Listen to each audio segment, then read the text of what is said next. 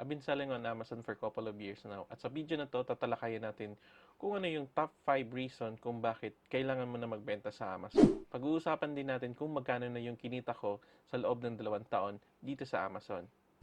At hindi lang yun, pag-uusapan din natin kung saan ako kumukuha ng mga binibenta ko dito sa Amazon.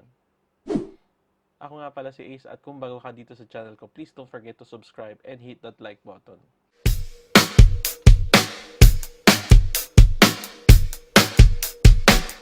So pag-usapan nga natin guys, ano yung 5 reason kung bakit kailangan mo na magbenta dito sa Amazon.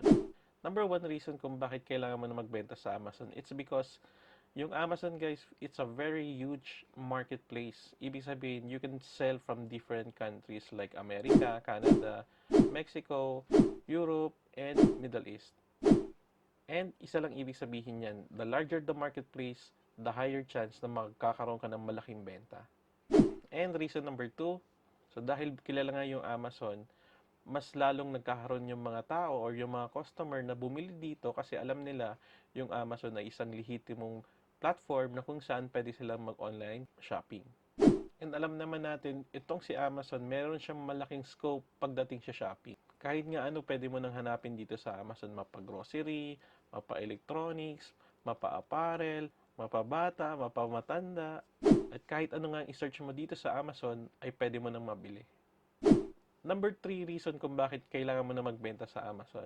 Meron kaming tinatawag na fulfillment services. Bilang seller, hindi mo na nga po problemahin ang pagsisend ng product mo papunta doon sa customer.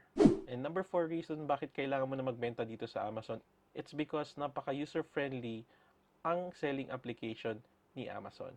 Reason number 5, vast majority ng mga binibenta namin dito sa Amazon ay readily na nakikita namin sa mga markets. Ibig sabihin, mas madali po maghanap ng mga binibentang product dito sa Amazon. And hindi mo na nga po problemahin ang pagsusource ng mga products kasi pwede mong ibenta yung mga nakikita mo doon sa market tapos pwede mo nang ibenta dito sa Amazon. So, magkano na nga ba ang kinita ko sa pagbebenta dito sa Amazon sa loob ng 2 taon? So, kung makikita nga ninyo dito guys, yung binibenta natin is more on pabango and yung mga pabango na yun is readily available doon sa mga malls na kung saan doon ko rin kinukuha yung supply ng pabango. And for your information guys, ang mall dito sa amin is walking distance lang. At hindi ko kailangan mamasahe, hindi ko kailangan mag-drive upang makarating lang doon sa mall na kung saan kailangan kong bilhin yung product ko. And isa nga sa mga strategy para hindi ka mahirapan magbenta ay hahanapin mo yung supply na malapit lang sa'yo. So saan nga ba ako kumuha ng mga products na binibenta ko dito sa Amazon? Meron nga tayong iba-ibang way kung paano tayo kumuha ng mga products na ibebenta dito sa Amazon. Number 1 strategy nga dyan ay pwede kayong kumuha ng products na ibebenta nyo sa Amazon galing from Alibaba.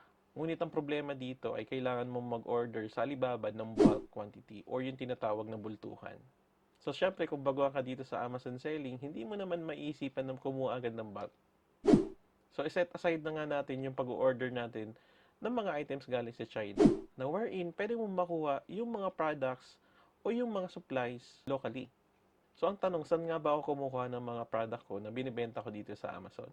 Sa case ko, ang ginagawa ko ay umorder nga ako ng mga products dun sa mga local suppliers ko dito, wherein yung mga local suppliers ko ay yung mga supermarkets.